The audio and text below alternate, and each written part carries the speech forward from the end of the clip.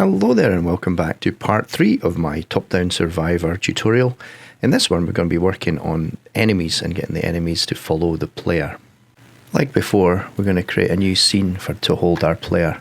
Again, we're going to use that same character body 2D node because it's a really good one for being able to move around the level with that move and slide function. I'm just going to rename mine to enemy.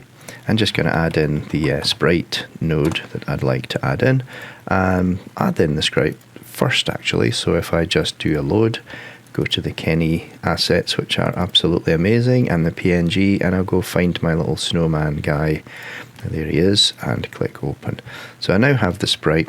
The last time with the player I made the transform of it as 0.5%, so half the size. So I'm going to do the same with the snowman so that the enemies and the player are approximately the same, and also add in that collision shape that I need for, if I can spell this correctly, so this collision shape 2D that I need for this enemy. So I'm going to choose the same one, the capsule shape, and it looks pretty good as it is.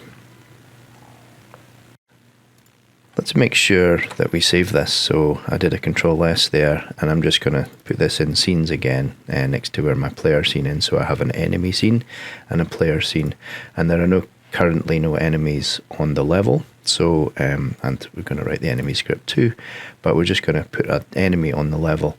Now I don't necessarily want one enemy here. I do want to put an enemy in, and one of the issues that you'll have is you can drag and drop one onto your level. If you do want to move it, what often happens is you accidentally select the tile maps as well. So what we can do is we can actually make them unselectable.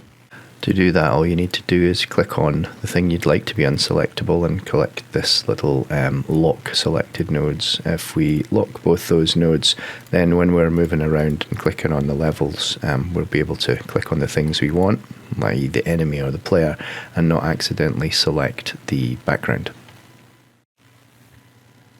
Now let's add that script to the enemy. So I'm going to go into the enemy tab here, and I'm going to add it to the top level enemy here. I'm going to change this location of it into the scenes, the scripts folder, just so that we can have all the scripts in the same place. Again, we're going to use this basic movement, and we're going to just adjust that as we need it. So we could start with the blank if we wanted to, but I'm going to click create, and then I'm going to leave the speed and get rid of pretty much everything. Again, looking at this enemy script, we basically only need the move and slide. We will need to calculate our direction, and we're going to have to take a little look at that problem. So we're going to have to work out what we need to do.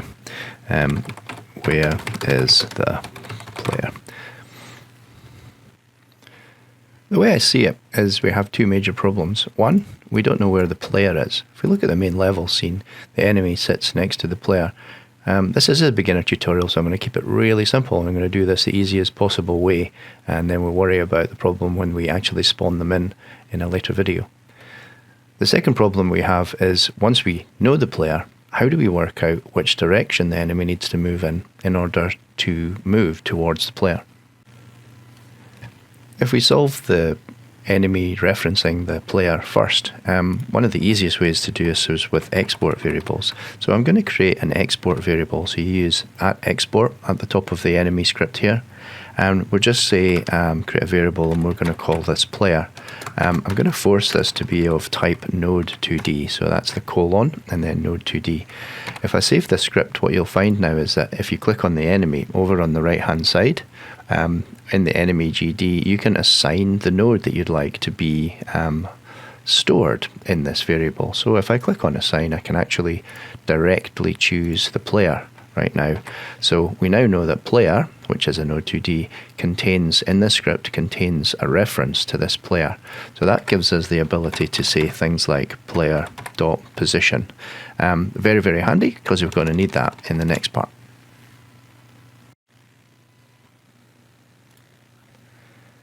Let's imagine that we can sketch this out on a piece of paper. So say the origin of our world is over here, and we have a player, let's call him P, and we have an enemy, let's call him E, and they've all got x and y coordinates. So from the origin, let's imagine that this enemy has a position of 1 on the x and say 2 up on the y. So that's 1 up here and 2 this way. The player position, let's take a look at there. So they're obviously quite a bit further on. Let's imagine that it's maybe 4 and 3, a little bit higher.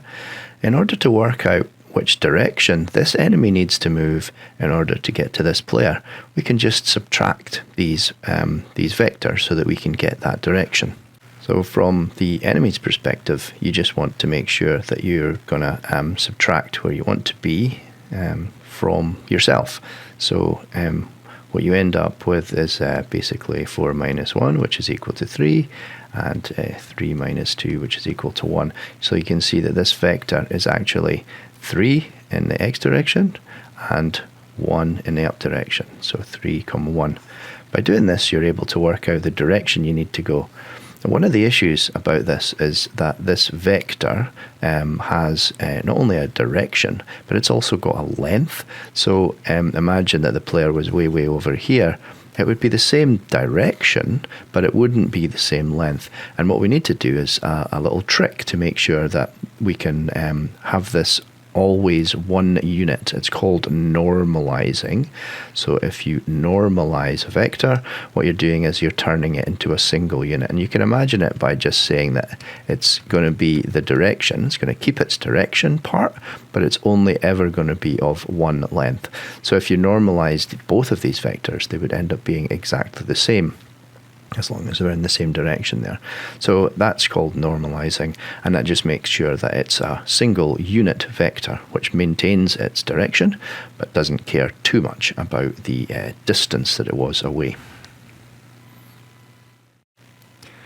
Believe it or not, it's actually pretty simple to do in code. So all we're going to do is create a new direction variable in our code and make it equal to the player's position. So player.position minus our current position. So that, as we mentioned before, the whole calculation, which is why I'm wrapping it in brackets there, needs to be normalized, and you just type in normalized after that.